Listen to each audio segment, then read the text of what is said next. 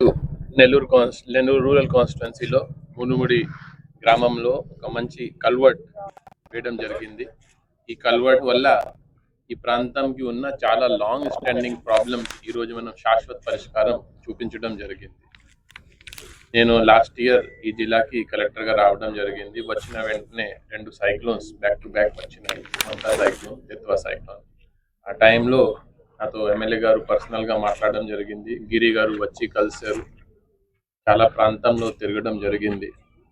ఇక్కడే ఈ ఇన్ఫ్రాస్ట్రక్చర్ మనం అప్డేట్ చేయలేదు కాబట్టి ప్రజలకి చాలా ఇబ్బంది ఉండేది.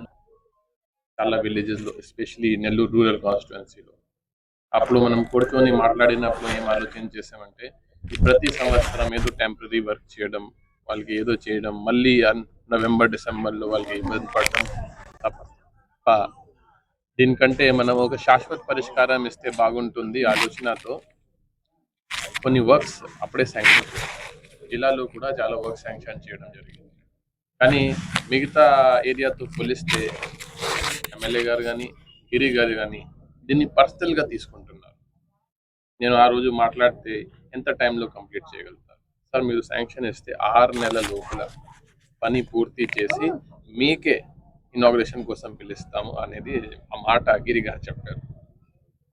ఆ మాటకి ఈయన నిలబడి ఈరోజు 6 మంత్స్ అవ్వలేదు, జనవరిలో అప్పుడే చేశాను. 6 మంత్స్ లోపల పని స్టార్ట్ చేయడం చాలా మంది చేస్తారు, కానీ పని పూర్తి చేయడం సకాలంలో అంటే చాలా బాగుంది. ఇప్పుడు రాబోయే నవంబర్ డిసెంబర్లో ఈ ప్రాంతంకి ముందుగా ఫస్ట్ కనెక్టివిటీ పోతుంది. కనెక్టివిటీ లేకపోతే ఎంతమంది ఇబ్బంది పడతారు. పిల్లలు స్కూల్కి వెళ్ళలేరు, ఏమైనా ప్రెగ్నెంట్ విమెన్ ఉంటే, ఏమైనా హాస్పిటల్కి వెళ్ళాలంటే చాలా ఇబ్బంది ఉంటుంది. సో ఇది ఎమ్మెల్యే గారు ఐడెంటిఫై చేసిన 80 lakhs పెద్ద అమౌంట్ లేదు, కానీ ఇంపాక్ట్ దీనికి కనీసం 100 times ఉంది.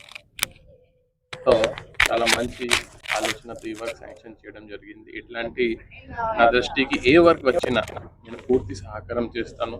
ఎమ్మెల్యే గారు ఇట్లాంటి వర్క్ ఐడెంటిఫై చేసి తక్కువ అమౌంట్ ఎక్కువ మంది